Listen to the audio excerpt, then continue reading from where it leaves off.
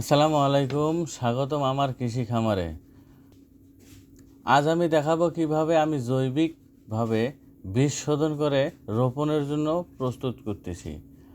বীজ রোপণের আগে যদি এই কাজটা না করেন তাহলে কিন্তু ভালো ফলন পাবেন না।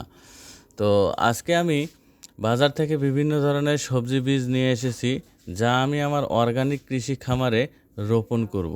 আজ আমি যে বীজগুলো নিয়ে এসেছি সেগুলো হলো শসা, বরবটি, ঢেঁড়স, চাল কুমড়া, কলমি শাক, পুঁই শাক।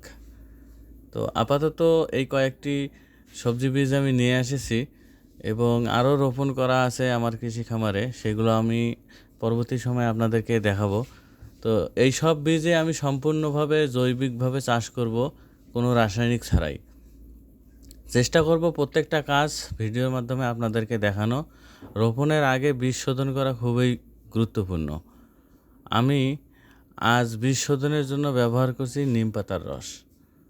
প্রথমে আমি কিছু নিম পাতার রস নিয়ে এসেছি, তারপরে এগুলো ভালোভাবে বেটে চিপে রস বের করেছি। এরপর সেই নিম পাতার রসগুলো পানির সাথে মিশিয়ে বীজগুলো ওই পানিতে ভিজিয়ে রাখবো। এই বীজগুলো প্রায় 6 থেকে 10 ঘন্টা পর্যন্ত পানিতে ভিজিয়ে রাখবো।